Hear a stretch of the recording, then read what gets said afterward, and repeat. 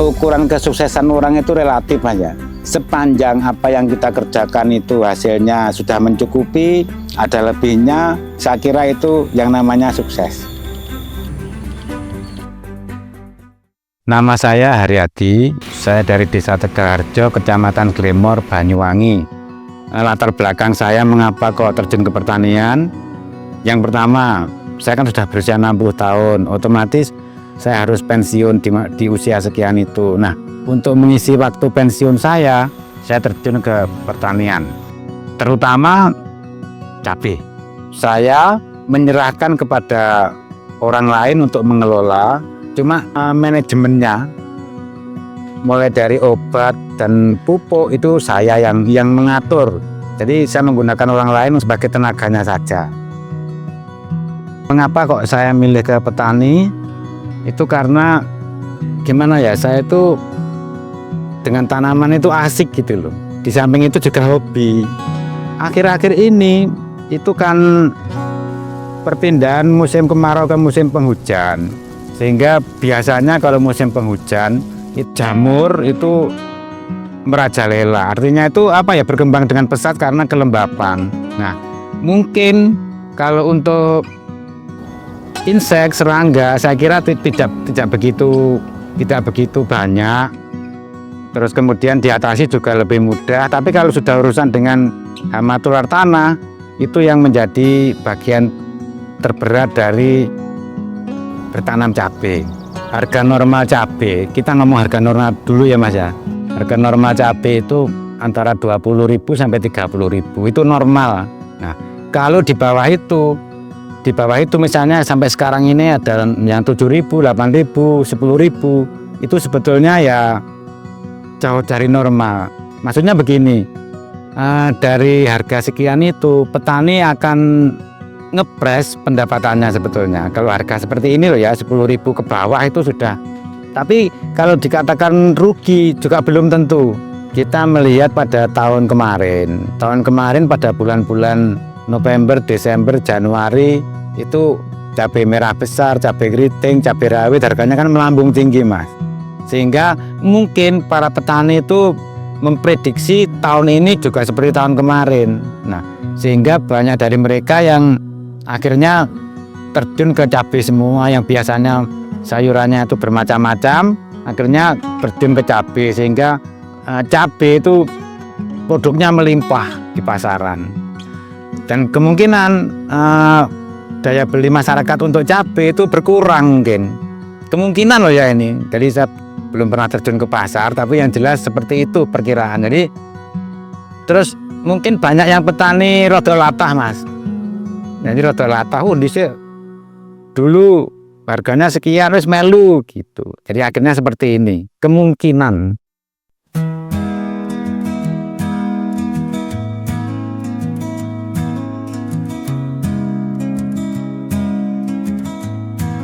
Kalau saya pribadi, saya menekan pengeluaran itu begini maksudnya. Saya gunakan juga insektisida, fungisida dengan harga yang murah. Kemudian pupuk juga kita gunakan, bagaimana pupuk yang murah itu bisa cocok untuk tanaman kita. Yang kedua, yang ketiga, biar bisa menekan pengeluaran, kita bisa menunda tapi tidak lama-lama Mas. Jadi pemupukan kita tunda, jangan terlalu lama tapi.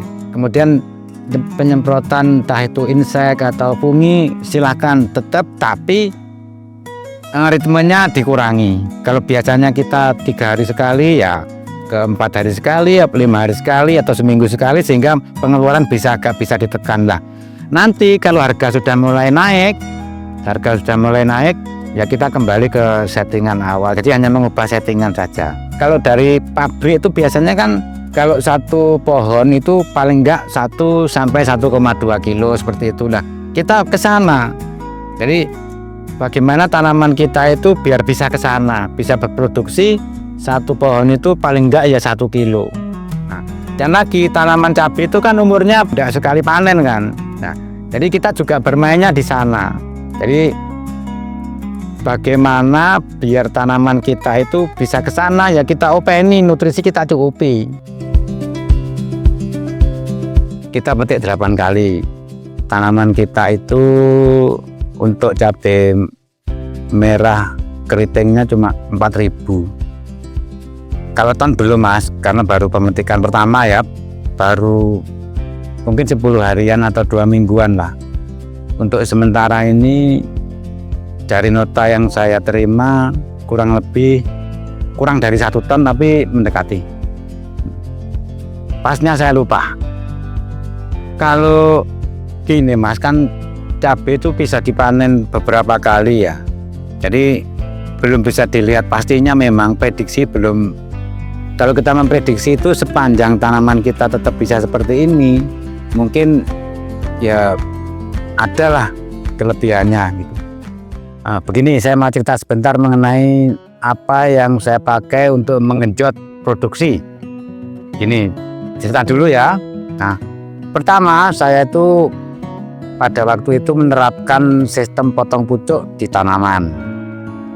Kemudian setelah saya potong, kemudian tumbuh tunas-tunasnya itu mengalami keriting karena serangan hama.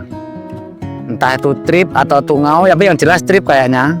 Karena lihat melengkungnya daun kok trip. Nah, waktu itu saya juga bingung bagaimana ini mau mengembalikan tanaman saya biar kembali seperti semula.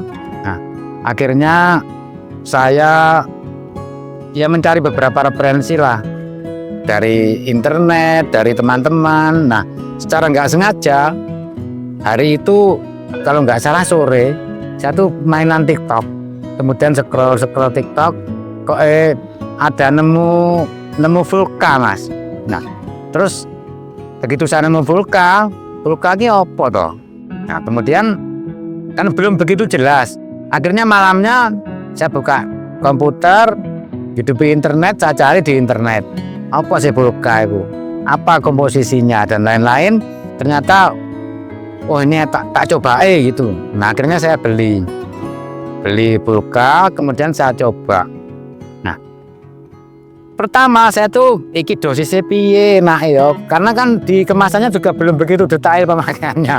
Jadi waktu itu dan juga melihat kondisi tanaman saya yang keriting semua, akhirnya pertama saya ngawur Mas. Jadi 1 tangki sprayer elektrik saya isi 3 tutup botol, kemudian saya semprotkan. Terus saya lihat setelah 1 minggu tumbuhnya daun itu kok mulus, tumbuhnya daun kok beda. Nah, kemudian waktu penyemprotan berikutnya saya pakai vulka lagi, dan saya tidak nyampur dengan insek. Untuk yang kedua saya semprot pakai vulka 1 tutup untuk 1 tangki sprayer elektrik. Seminggu kemudian saya semprot lagi. Setelah 3 kali penyemprotan, tumbuhnya itu luar biasa. Jadi daunnya lebar, tebal, hijau, dan saya nggak berhenti. Jadi saya teruskan pemakaiannya. Pada saat saya nyemprot insek juga saya campurkan. Setelah kira-kira mulai berbunga, saya juga belum berhenti. Jadi terus saya semprot setiap kali saya nyemprot. Nah, akhirnya begitu berbunga, bunganya itu luar biasa lebat. Pertumbuhan tanamannya normal, bunganya kelet, nggak rontok, deket, buahnya banyak. Itu pengalaman saya pakai vulka.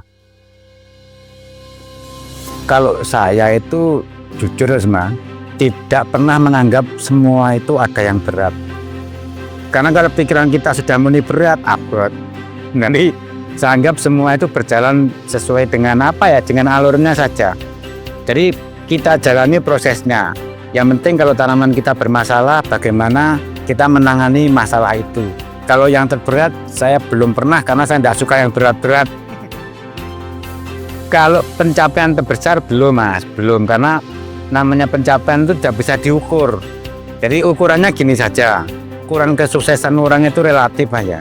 Sepanjang apa yang kita kerjakan itu hasilnya sudah mencukupi, ada lebihnya, saya kira itu yang namanya sukses.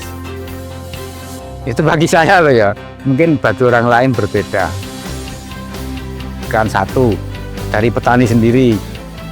Yang pertama, petani itu juga harus mau membuka diri dengan ilmu pertanian.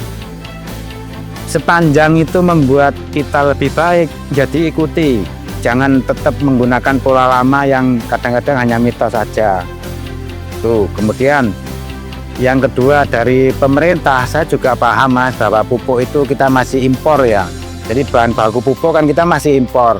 Nah, cuma begini, seandainya pemerintah itu bisa menekan lebih rendah harga pupuk, itu saya kira akan lebih banyak petani yang melirik Mas. Karena sekarang ini pupuk mahal loh Mas.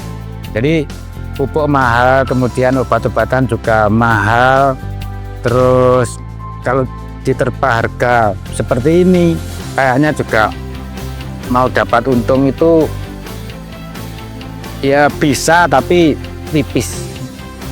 Untuk anak-anakku yang Gen Z sekarang, jangan takut jadi petani, karena petani juga bisa sukses.